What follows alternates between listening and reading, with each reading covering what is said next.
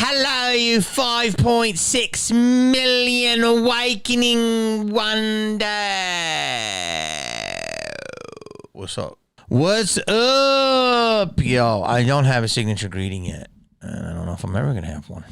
In light of the whole situation that is going on in the Screamverse and being involved with the productions and being a, part of a franchise, people have often asked me, talk about Tremors, talk about Tremors, talk about Tremors. So I decided, why not? Let's talk. Let's dive in and blast that ass. I get scared sometimes, even though I know you guys don't think I am. It's because I still have a little bit of hope in Hollywood in terms of like, well, it's gonna, there's gonna be good jobs and stuff. But because everyone focuses on sequels and reboots, and because although theatrical's killing it right now, but because streaming and so many different things are happening, I think the business has changed forever. But Top Gun will tell you something different. So let's talk about it. Let's dive right in and talk about the situation. Because of this Scream situation, I thought I would share a little bit of my history, and I'm going to try to be as real as I can and respectful. And again, it's like, I don't know how much I'm going to say, but at some point I'm just going to blow the lid off everything. But I'm very grateful because how I look at it, you could look at me, I'm part of 3 franchises. I'm part of Scream in the 90s, the Mask universe in the 2000s, and Tremors in the 2010s. And then you know me from other things too. So like I've been working in 3 different decades, like very fortunate. Just did another movie starting in my 4th decade. And it's fucking great. I'm still relatively young, so I'm very flattered that I've been able to work. Tremors is a big part of my legacy, and there's so much to say about it, so I'll try to talk clear and crisp and concise here. It's the first thing that I have to tell you is I remember when I first saw the first commercial for Tremors. I think it was 1990, and I was living in an apartment in North Hollywood. I think it came out in 1990, and I was broke. And my first purchase with my roommate was like, we got our feet on the ground and we bought a TV, and it was a big TV. And I was like, this is awesome. It was 1990. It was like a big wooden box TV. And we're like, we both had cable. So it was the first time we lived out away from anyone, and we had cable and a TV. And it was like, we're struggling, but at least we're going to have this. It was very exciting. And I remember one day late at night, I saw a commercial for Tremors. And I thought, what the fuck is that? Like, what is that? Like a giant snake movie? Is it a horror? Is it comedy? Like, I didn't know anything. I didn't know I was going to be an actor. I was thinking about it, but I didn't know what to do. And so I was just turned, I think, 20. I was 19. And I was like, what the fuck? And I was like, Kevin Bacon's in like a giant snake movie? What? And I'm like, there's the dad from Family Ties. What is this movie, right? And I just remember it. And I remember it like, it coming out. I didn't see it, and I just thought, it was like a like a monster movie or some shit, right? And it did its thing and went away, but it never really went away, because every time you hear the word Tremors, or there was some Tremors or whatever, you think of the snakes in the ground. Like Tremors has made a massive mark on pop culture. Just Tremors, right? Like, that's it. Like, that's what it is. It was a really sly comedy, in my opinion, right? Lot of sneaky, subversive. Oh, yeah, Bonnie Raitt was in it. It's subversive comedy. I think much of it, as I'm going about my life, they're going about my life. Anyway, about 14 years later, which is crazy because those first 14 went so much longer than these last 15. My manager at the time was like, I think I can get you an offer for Tremors. They're rebooting the sequel.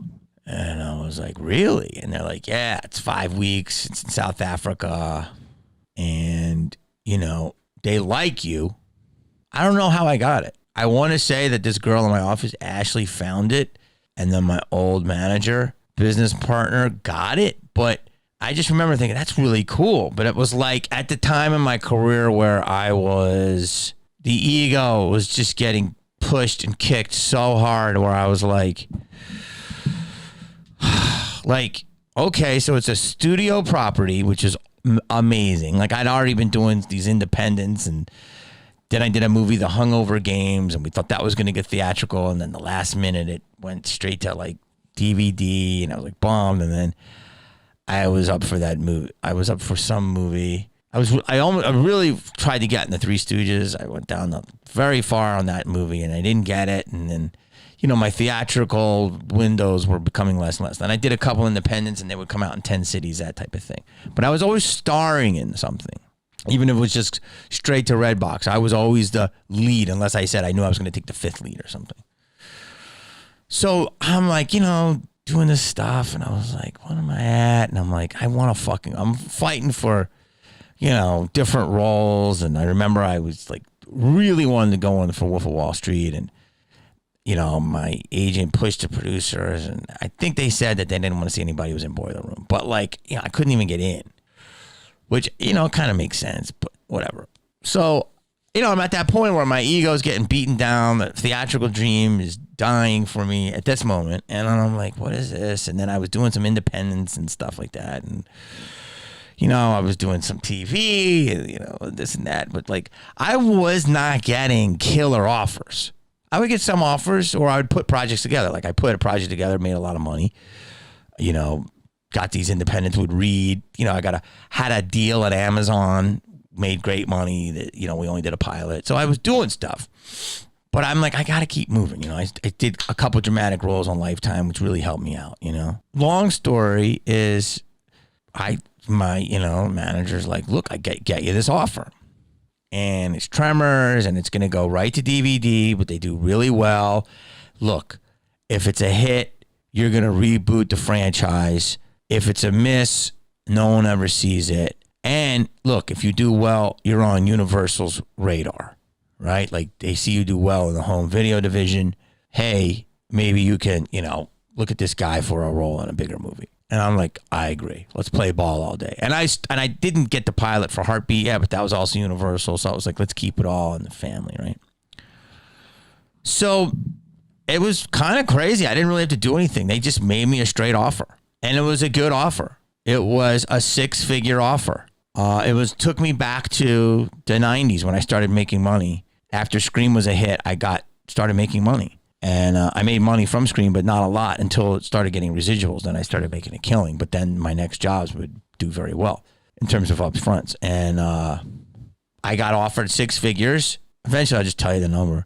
But I got, you know, my manager did a thing where they put box office bonuses, DVD sales.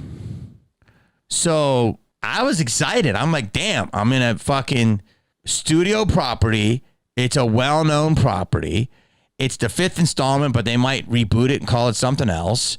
It's in South Africa. I was in there once before. I love it there. I love the script. The director is really great. Like, have my voice. And I'm the lead. And I'm taking over for Burt Gummer's son. Like, I am going to become Burt Gummer Jr., right? You could see it was written for a little bit of a younger dude to do all the action and stuff like that. But then they got me, and it was like they had to adjust some of it, but it still made a lot of sense, right? And Michael Gross raised me. You know, I have to have him on the pod. He raised me. You know, Family Ties was one of the greatest shows ever, and I have such respect for him. And his sister, Mary Gross, he comes from a very, very big, like, legendary family. Of Mary Gross was on SNL, legend as well. So I was like, this is cool, right? So they made the offer. They gave me the bump. So it was equivalent to like, was almost as much as a Scream 2 deal. Like if I hit all my bonuses, I would be making close to what I made on Scream 2, but I have to get the sales, which is okay, right? And they paid me in American dollars in South African country. So it was even, you know, I wasn't being paid in rands, which is, you know, they do that sometimes and you'll make less money if the dollar is weaker over there. So they paid me in American money. So I thought it was, you know, I wasn't getting offers like this. It was a straight offer. Studio property. I really loved the script. Room to improvise. Action comedy. legendary property, legendary character, legendary actor, great director, fun, sexy, special effects. I'm like, this is Jurassic Park light. Let's go. And boom, we were off. Worked my balls off. That's a whole other thing in the movie. Like, it was one of the hardest shoots ever. Not hard. Like, it was awesome, but it was physically hard. Like, it was fuck, man. It was awesome. But like, I had to fucking toughen up for that shoot. Like, I did gun training. I did scuba training. I was on rappelling bridges. Like, it's crazy. God bless the stunt team, man. You guys are fucking saved my ass multiple. It was the only time I ever thought I almost died on the set was this movie, and it would have totally been my fault. You know, maybe 20% some people else, but 80% me because I was hot dogging it.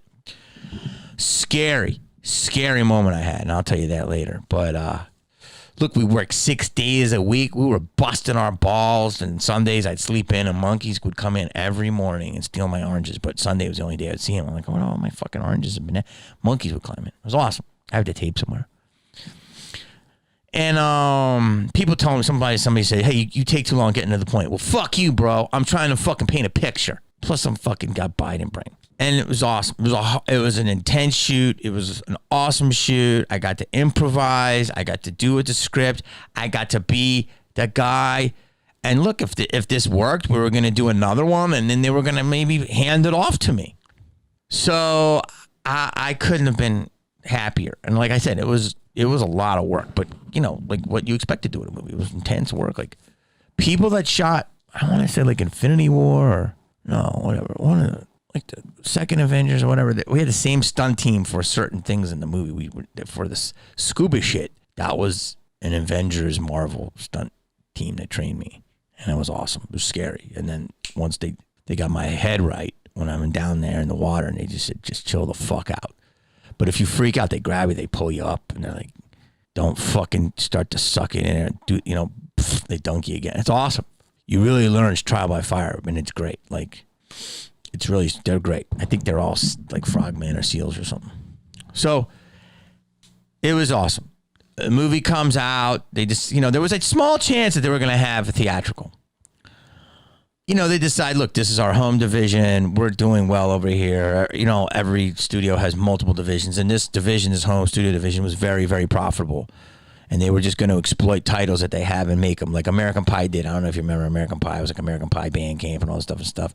So that's what they were doing. They were taking properties like Clifford and making Clifford 2 and all these different things. Like Dolph Lundgren did another Kindergarten Cop for them. So it's like stuff like that, right? Take it, put it on the shelves. It's what they call a programmer, meaning you make something for a budget. It makes money back plus some. It keeps the IP alive. So when the movie came out, they were like, we're going to just, you know, start streaming it. Netflix has this deal. We're going to put it there and DVDs. And I did a lot of press, you know, like Fangoria and Bloody Disgusting and all those different things. And it was great. And I was doing Heartbeat. So I was like tying in the press with that. So it was all on Universal. So I was really starting to get busy, and I was good. And the movie worked. Within like the first week on this studio, they were like, we got a hit, baby. We got a hit. And people loved it, and it sold really well. And I started getting my bonuses. And I think I get 4 bonuses, and I think I've gotten 3. I just got one recently, and it's 8 years ago. So that's the beautiful thing about Hollywood. That's why you want back end. You understand? You want back end. Because it's the fucking gift that keeps on giving if it works. So I do that. I'm starting to get busy. I'm fighting for, you know, roles. You know, I'm starting to get more TV stuff, and this show we thought was going to be a hit. And so, you know, I don't know if I'm going to come out for the next one. I don't know. And then, you know, the movie comes out, I think, in 2015. And then I get a script in like 2016, they're like, look, you want to do another Tremors? And I was like, I don't know what we got. And then fucking read the script. My part's even bigger. It's funnier. We're going back to South Africa. It's interesting. I'm even more of a fucking, like, I love myself in Tremors 6. Just in terms of an action comedy hero, I put it against a lot of people. Like, really look at the movie, we'll break it down. There's some cool shit. I look great. Shooting that movie was incredible. That would be a whole podcast. I had one of the greatest times ever shooting this movie. Just like 2 fights towards the end, which is normal. And so they were like, do you want to do this movie? We really want you to do it. We think Burt Gummer, he's going to be really sick. And then we don't know if he's going to live or die in this one. And, you're going to be the face, dude. We're going to pass the baton to you. So in the meantime, one of the reasons I did this is I could pitch anything to the home video division at Universal. So I pitched them multiple times 2 different projects. And I got it all the way up to flagpole, and they just never pulled the trigger. Then I tried to bring independent financing and say, will you distribute it? And they said no. And that bummed me out. So I was like, do I want to do another Tremors? And then I really got the real, which is, they're just like, look, man, we have 1 billion pieces. We have 100,000 titles in our library. We're just going to make our own stuff, which everyone's going to do now for the rest of history. We're just going to make our own stuff, what we own, keep it out there. When one hits, we're going to make a fucking amusement park out of it, a ride and all this stuff. And the margins are pure profit because we own it. I mean, it makes sense economically, right? But that's what's going on in our business. Make what you own. Originals are going to have to be made outside the system. And then if they absolutely destroy, they're going to be acquired unless the original doesn't want to do it. You know what I'm saying? If John Carpenter just kept Halloween, he would, I don't know how rich he is. He's probably pretty rich, but he would probably be richer. The issue is, how do you get it distributed? Because there's a stranglehold on that. So in order to get his movie within scene, you got to play ball. You know what I mean? That's the problem. There's no independent system to distribute content. So it's hard, So that's why people sell. But if you sell for a good number, you're good, right? They write the script. Like I said, I really liked it. It's set in a different setting. It's going to be a contained movie. It's got an Arctic theme. We're going to be shooting in the summer in South Africa, which was like our winter here. I'm going to be there for 8 weeks. Fat ass fucking condo, a driver, all that stuff. I'm like, treating me really well, like a fucking star. And I looked at the movie as we were doing it. I'm like, this could go theatrical. They could put $6 million behind that and it would open to $16 million. It could be a fucking hit. I'm doing this movie. It could have been a movie that worked and I would have been hot in movie stardom again. And it's good enough. It's a good movie, very good movie. People really loved 5. People really loved 6. Now there's going to be fanboys that just absolutely hate me for some reason. But it's good. Both of these movies are better than they should be. They're their own thing, and that's a lot of the director Don Michael, who really, he knows comedy, shoots comedy, but he knows action. So I'm like, they got to let me do my thing. And, I got to be able to improvise more. And they're like, yeah, not that I wasn't allowed to. It's just, they were a little bit more like, let's get through the day. And I get that. And I'm a little bit more like, let's try some shit. So where are we at? So when it comes time to make the offer was very good. It was like double the first offer. And it was with bonuses too. So it was like, double and a half. It was more than double the first offer. So they had me for a negotiation, but they didn't have me locked in. So I was very happy with what they paid me. And I was very happy. I think I got some bonuses. I'm not sure. I think it was less bonuses, more money, but still some bonuses. Anyway, long story not boring is they fucking paid me. Now I was getting back to where I was. The only difference was it wasn't theatrical, meaning I'm with a studio. I'm the lead. It's a good offer. It's a straight offer, and it's growing. So I'm like, one of these things, if I'm not going to be in a studio theatrical, I'm at least going to be on the radar. They're like, this guy's killing in our home video division. Put him on a sci-fi show or, Jurassic Park, there's like a fucking great cameo, something like that. That's what I was thinking, right? And it's not crazy to think that. Movie comes out. I love it. It's awesome. Everyone loves it. The studio is really happy. Bam! It does well. I get Ad Astra. They're starting to talk about me more. Boom. I did another part with Guy Pearce, Spinning Man, and Pierce Bronson. I did Lucifer. I'm starting to get more stuff mainstream. this comes out, I do all the press, everyone's happy. And then they start coming around again. They're like, would you do another one? And I'm like, yeah, maybe. Like, I don't know. You can't do 3, right? Like, okay, so here's what happened. Like, the idea of getting a Universal movie, that still wasn't happening, but I was in a Universal. It just wasn't theatrical. The idea of making my own IP for low budget, I said, I will make $1 million movie. I will find you the financing. I will make the movie. All I want is you guys to guarantee that you'll at least distribute it on home video so my investors will know they'll be covered. And I'll pay for the testing. And if it tests a certain number, you got to look at it. If not, I got the right to take it to somewhere else to buy it, right? That's basically it. But I will pay for the testing because I know how important test scores are.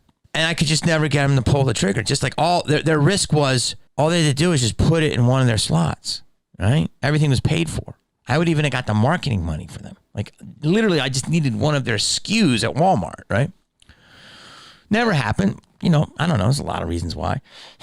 So when it comes time to do the next movie, I'm like, one of the things that happened during the movie was Burt Gummer. I thought he was going to die. Like, I didn't know. I didn't think they should kill him, but like, he was sick a lot in the Tremors 6. So I was like, and they were prepping me to be like this action guy and hero and funny. And I'm like, this is like, Chris Pratt with Ass Blasters territory. Like, let's go, right? So I know the movie did very well.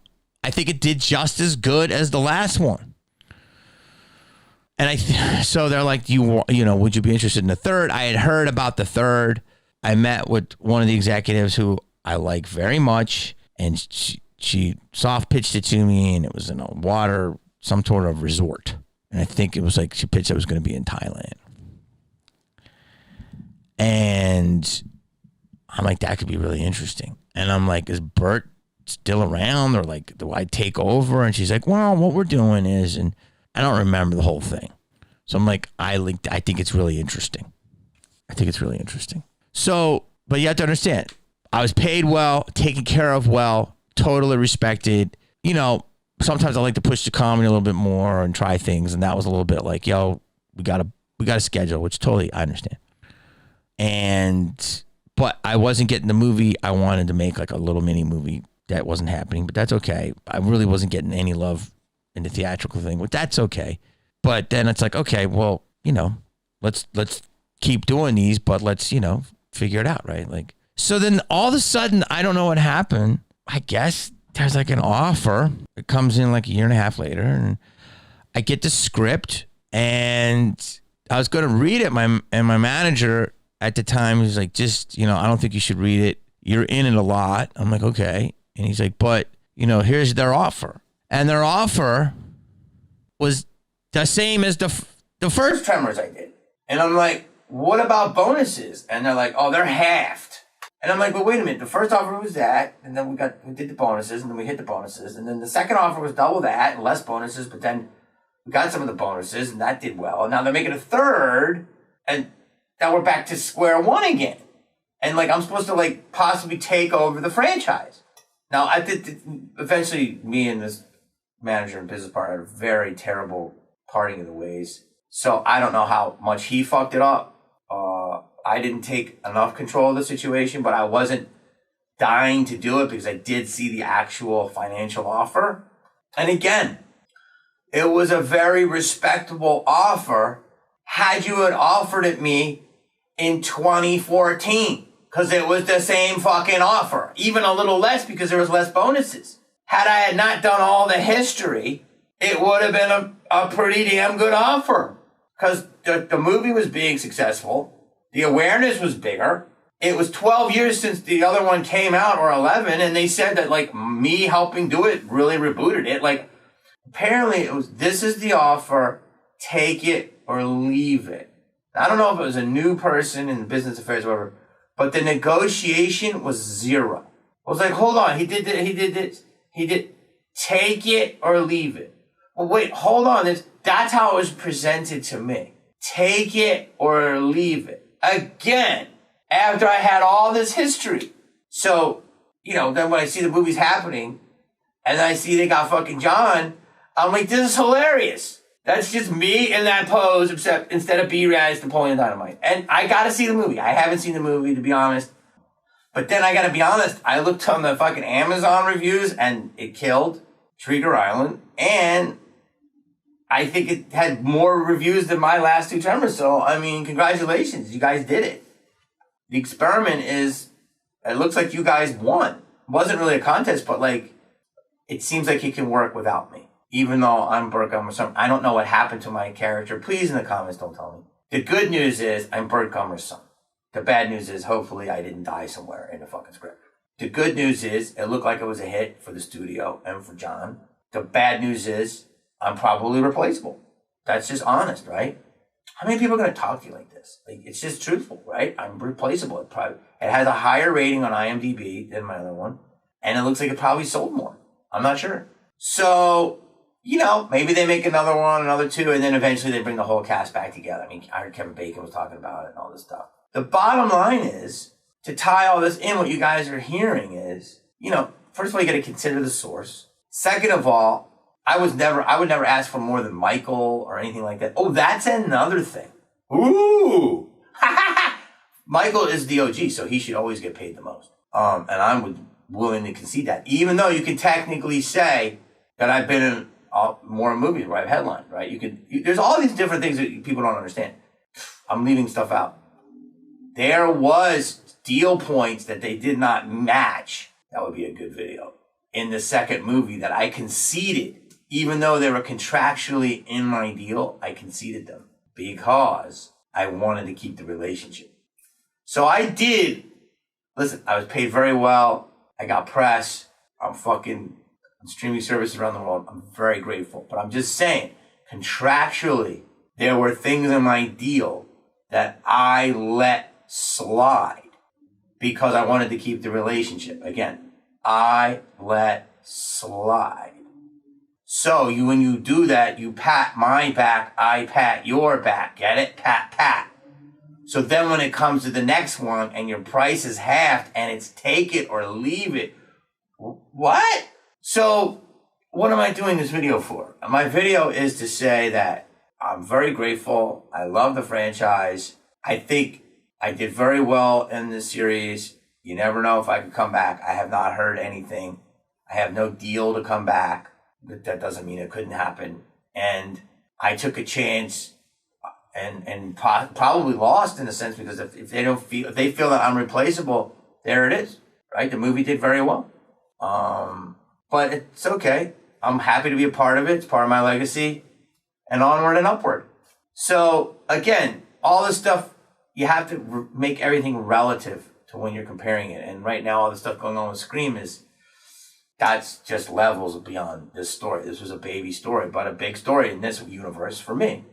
And, you know, Nev right now, that's a whole other thing. I mean, that's 26 years, an absolute icon of horror. I was thinking about this. Nev is literally the Scream Queen. Literally.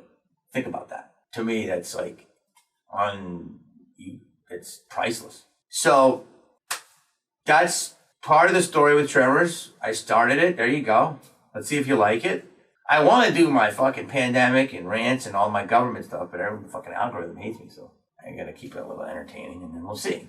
If the world starts blowing up again, I'm just gonna go right back into rabbit holes. But, you know, I really appreciate you guys. I feel like my views are getting killed somehow, but you really, really are robust in the comments. So I know there's an audience here. I just don't know if people are fucking banning it or whatever. Seriously, love you.